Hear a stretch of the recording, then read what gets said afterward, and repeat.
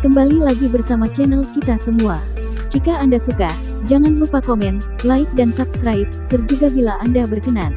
Selamat membaca dan mendengarkan.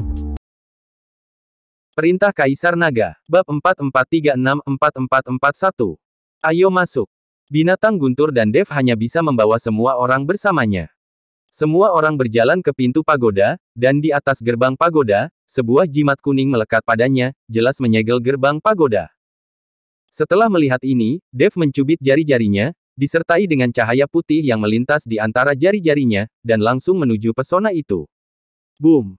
Dalam sekejap, semburan api muncul dari jimat, dan kemudian gerbang pagoda perlahan terbuka dengan sendirinya. Dev, yang telah mendapatkan kembali kekuatannya, pesona biasa tidak dapat menghalangi sama sekali. Kelly menatap Dev seperti itu, dengan tatapan kagum di matanya. Dia adalah seorang biksu di alam Mahayana, dan saat ini dia mulai mengagumi Dev, seorang biksu di alam kesengsaraan transendensi tingkat 7. Jika dia telah membunuhnya sebelumnya, dia tidak akan pernah mengagumi seorang biksu kecil di alam kesengsaraan transendensi. Tapi sekarang, Kelly sangat mengagumi Dev. Dia tiba-tiba merasa bahwa Dev, seorang biksu di alam kesengsaraan transendensi, dapat memberinya rasa aman yang cukup. Ayo pergi. Dev memimpin. Yang lain juga mengikuti Dev dan masuk ke pagoda. Tidak ada yang tahu apa yang ada di dalam pagoda ini dan apakah itu akan berbahaya. Semuanya tidak diketahui. Keberadaan yang tidak diketahui inilah yang membuat semua orang sangat gugup. Wajah Dev juga serius, dan ekspresinya sangat gugup. Semua orang di sekitar menatap dengan napas tertahan, jantung mereka berdetak kencang. Setelah memasuki pagoda, bau busuk yang menjijikkan tercium di hidung, dan seluruh pagoda tampak sangat kosong, dan tanahnya tertutup tulang. Tampaknya pagoda ini juga pernah mengalami pertempuran, dan banyak orang tewas di sini. Dev menjentikkan jarinya, dan awan api keluar dari udara tipis. Pada saat ini, pagoda itu menyala terang dalam sekejap, dan semua orang melihat tulang-tulang di lantai, sedikit tertegun untuk sementara waktu. Karena beberapa tulang ini tidak sepenuhnya tersisa tulang, dan masih ada daging yang mengalami pembusukan dan darah di atasnya, ada bau busuk. Melihat pemandangan ini, Kelly dan Valet terkejut, dan secara naluriah bersembunyi di belakang Dev. Adegan ini sangat menakutkan. Jika itu adalah orang mati, mereka tidak takut. Lagi pula, siapa yang tidak membunuh siapapun? Jika itu adalah tulang putih, mereka tidak takut, lagi pula, ada terlalu banyak tulang yang mati. Tapi ini pertama kalinya mereka melihat mayat setengah membusuk seperti ini, sungguh mengerikan. Tuan Chen, kenapa ada mayat baru di sini? Masuk akal bahwa medan perang para dewa dan iblis telah terjadi selama ribuan tahun, dan mayat-mayat yang mati seharusnya telah menjadi tulang. Bagaimana bisa ada hal seperti itu? Yulian tidak mengerti. Saya belum pernah melihat orang datang ke tempat ini sebelumnya, bagaimana mungkin ada mayat seperti itu? Binatang Guntur juga sangat penasaran. Semuanya berhati-hatilah dan maju perlahan. Dev menasihati, dan kemudian dengan lambaian lembut telapak tangannya, sebuah perisai muncul di sekitar semua orang dan mengepung mereka, yang juga mengisolasi bau menjijikkan itu. Dev, lihat apa itu? Setelah mengambil beberapa langkah, Kelly buru-buru menepuk Dev. Dev melihat ke arah jari Kelly dan menemukan bahwa ada mayat yang memegang giok memori di tangannya. Dev berjalan mendekat dan mengambil Jadejen. Masih ada aura yang melekat pada giok memori. Jelas, waktunya tidak terlalu lama. Kesadaran ilahi memasuki giok memori, dan Dev tiba-tiba sedikit bingung. Karena dia mengetahui apa yang tercatat di giok memori, dia sama sekali tidak mengetahuinya. Apa yang direkam benda ini? Saya sama sekali tidak tahu teks di dalamnya. Dev berkata dengan heran. Rekan Taois, izinkan saya melihatnya. Binatang Guntur berkata pada Dev. Dev menyerahkan giok memori ke binatang Guntur. Setelah binatang Guntur melihat, seluruh orang tercengang, sedikit mengerutkan kening dan berkata, ini benar-benar aneh. Ini sepertinya bukan peradaban di dunia surgawi. Biarkan aku melihatnya. Ketika Kelly mendengar ini, dia tiba-tiba menjadi tertarik dan mengambil alih giok memori. Kelly langsung bingung setelah melihatnya, lalu berkata dengan pasti, jangan khawatir, giok memori ini pasti bukan dari dunia surga dan manusia. Itu bukan dari dunia surga dan manusia. Mungkinkah itu dari alam surgawi? Bagaimanapun, ini adalah medan perang antara dewa dan iblis, dan banyak orang datang dari alam surgawi. Yulian bertanya dengan rasa ingin tahu. Kelly tidak menjawab. Lagi pula, dia tidak tahu apa itu benda surgawi. Giok memori itu jelas bukan dari alam surgawi, kata Dev. Jika itu adalah sesuatu dari alam surga, Dev masih bisa merasakannya. Meskipun Dev hanya berada di alam kesengsaraan transendensi sekarang, dia masih melakukan kontak dengan benda dan orang dari alam surgawi, dan jumlahnya cukup banyak. Ini aneh. Jika bukan dari dunia surga dan manusia, ataupun dari alam surgawi, lalu apakah ada dunia lain? Yulian bertanya. Yulian hanya tahu tentang dunia surga dan manusia, lalu naik ke alam surgawi. Adapun apakah ada dunia lain, dia tidak tahu sama sekali. Jika Yulian mengetahui bahwa Dev berasal dari dunia sekuler dan pada awalnya hanyalah manusia biasa, dia pasti akan terkejut. Selain dunia surga dan manusia, ada banyak dunia lain yang tak terhitung jumlahnya, dan bahkan alam surgawi tidak seperti yang kamu bayangkan. Ada 36 surga di alam surgawi, dan setiap surga adalah dunia. Dev memberi tahu Yulian apa yang dia ketahui. Mendengar perkataan Dev, beberapa orang memandang Dev dengan kaget. Dev, kamu hanyalah seorang biksu di alam kesengsaraan transendensi, bagaimana kamu tahu begitu banyak? Bagaimana kamu tahu 36 surga? Kelly bertanya dengan bingung. Jangan khawatir, aku tahu lebih banyak dari yang kamu kira. Setelah Dev selesai berbicara, dia mengambil giok memori dari tangan Kelly. Dia ingin Raja Iblis Awan Merah melihat apakah dia tahu di mana giok memori itu berasal. Setelah mengambil giok memori, Dev segera memasuki lautan kesadarannya dan menemukan Raja Iblis Awan Merah. Tapi sebelum Dev dapat berbicara, Raja Iblis Awan Merah berkata, itu adalah giok memori dari alam Bibo. Ini juga berisi catatan tertulis dari alam Bibo. Aku pernah ke alam Bibo sebelumnya. Lalu tahukah kamu apa yang terekam di giok memori ini? Apakah ini seni bela diri? Dan dunia macam apa itu alam Bibo? Apakah sama dengan dunia surgawi dan manusia? Dev bertanya dengan rasa ingin tahu. Itu bukan keterampilan, ini hanya sebuah catatan. Mayat baru ini semuanya adalah orang-orang dari alam Bibo. Alam Bibo tidak memiliki sumber daya dan lingkungan sebaik alam surgawi. Tidak ada daratan di alam Bibo, semuanya berupa lautan. Jadi orang-orang di alam Bibo selalu ingin mengobrak-abrik kehampaan dan mencari tempat untuk tinggal. Kata Raja Iblis Awan Merah.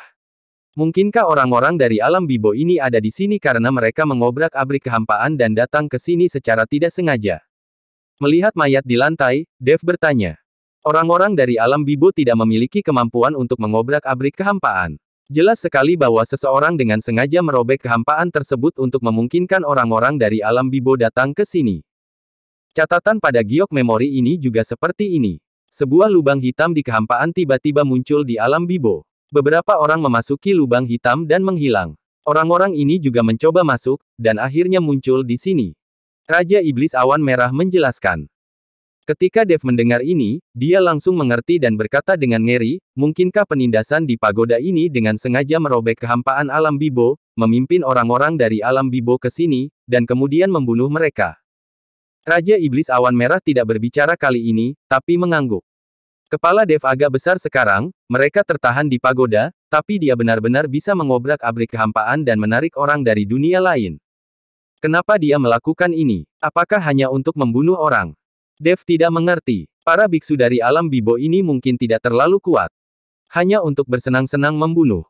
Tidakkah kamu memperhatikan bahwa seseorang mencoba menggunakan aura yang dipancarkan oleh mayat yang membusuk untuk memulihkan dirinya sendiri? Ini disebut energi mayat, dan energi mayat juga dapat digunakan untuk budidaya. Raja Iblis Awan Merah mengikuti Dev dan menjelaskan. Kulit kepala Dev mati rasa dan dia merinding saat ini, hanya berlatih dengan energi mayat. Memancing orang, lalu membunuh mereka dan membiarkan mayat itu perlahan membusuk. Dengan cara ini, manusia menjadi sumber daya untuk budidaya, dan seluruh biksu di alam Bibo menjadi hewan ternak yang dapat disembelih kapan saja ketika mereka ingin makan. Ini sangat buruk, Dev tidak berani memikirkannya lagi. Dev, ada apa? Mengapa kamu terdiam lama? Saat ini, Kelly melihat ekspresi Dev agak berbeda, jadi dia mendorong dan bertanya. Oh, tidak apa-apa. Dev dengan cepat menggelengkan kepalanya. Kalau begitu ayo naik, kelihatannya mengerikan di sini. Kelly melihat Dev baik-baik saja, jadi dia ingin naik ke pagoda. Ketika Dev melihat ini, dia ingin menghentikannya, dia tidak mengatakan apa-apa. Tetapi pada saat ini, hati Dev sangat terjerat. Dia tidak tahu orang apa yang menggunakan energi mayat untuk berlatih. Jika mereka semua dibunuh dan kemudian digunakan energi mayatnya untuk berlatih, semuanya akan berakhir. Tapi melihat Kelly sudah berjalan menuju tangga, Dev hanya bisa mengikutinya dengan kulit kepala di wajahnya. Beberapa orang menginjak tangga kayu di lantai 2, menimbulkan suara berderit. Wajah Dev sedikit pucat dan ekspresinya tegang. Dia tidak bisa memberitahu orang lain apa yang dia ketahui, kalau tidak dia akan menakuti orang-orang ini. Setelah sampai di lantai 2, mereka menemukan bahwa lantai 2 juga penuh dengan mayat, termasuk laki-laki dan perempuan. Namun, semua mayat ini lengkap, dengan ekspresi yang jelas, seolah-olah mereka hidup. Hanya saja semua mayat ini telanjang, tanpa pakaian, dan beberapa mayat monster bercampur di antara mereka.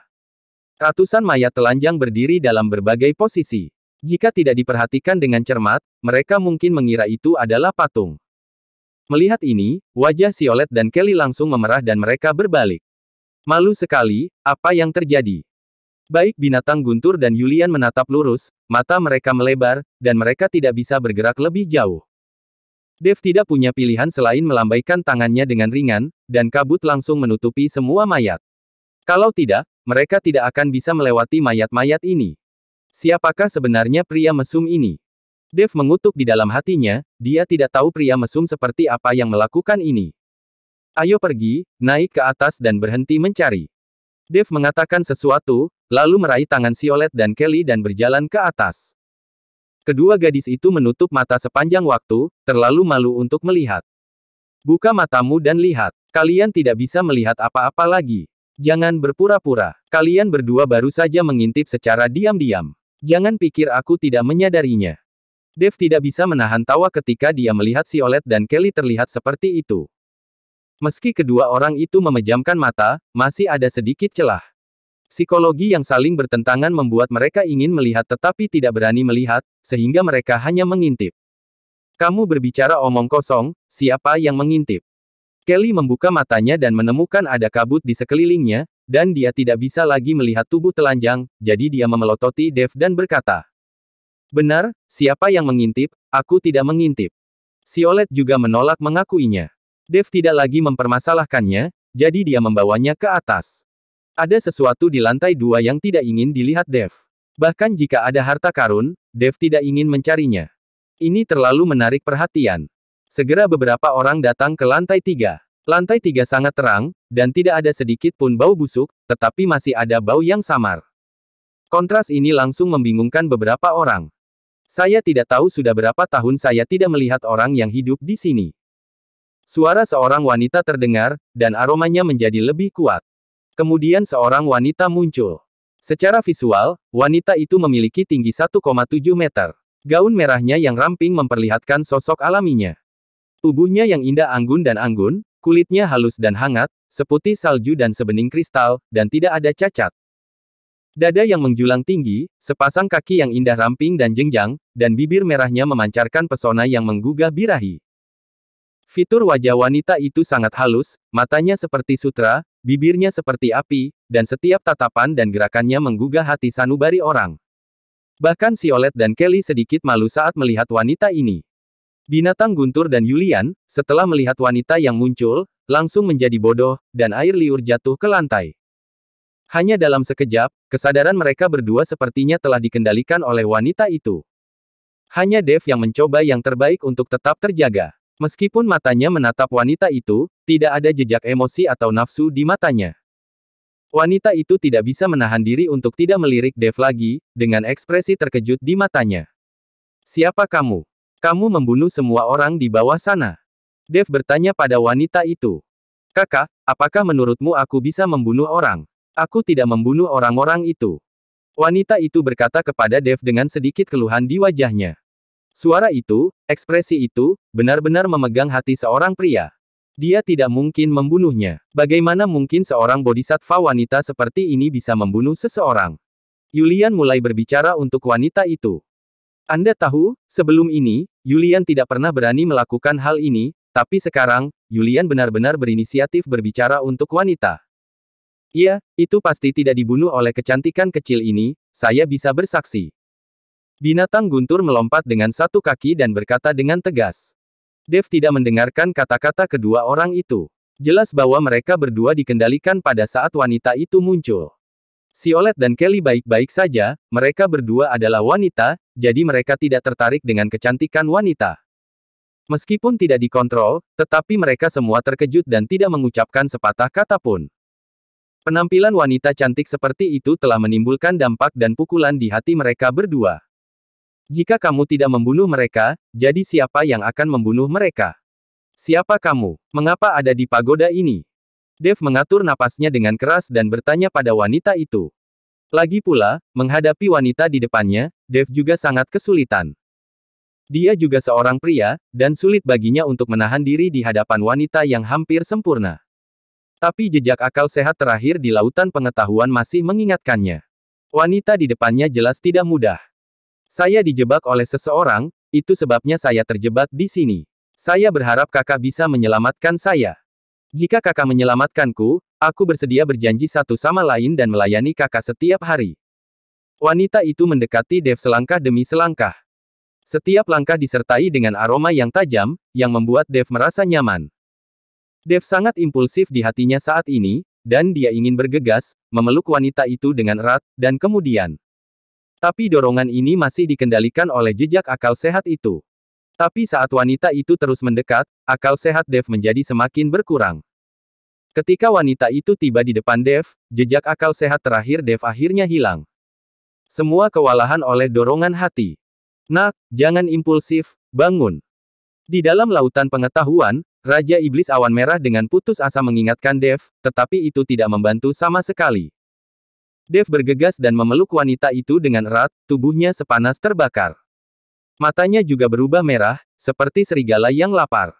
Melihat Dev seperti ini, wanita itu tidak takut, tapi malah tertawa. Lalu dia mencium Dev dengan bibir merahnya itu. Yulian dan binatang guntur melihatnya dengan iri, dan mereka semua iri sampai mati. Ketika Violet dan Kelly melihat pemandangan ini, ekspresi mereka tiba-tiba bergerak, alis mereka sedikit mengerutkan kening, dan mata mereka sedikit cemburu. Tetapi ketika wanita itu hendak berciuman dengan Dev, tiba-tiba ada kengerian di mata wanita itu dan dia mendorong Dev menjauh. Pada saat ini, Dev juga tiba-tiba terbangun, menatap wanita di depannya, merasakan ledakan ketakutan.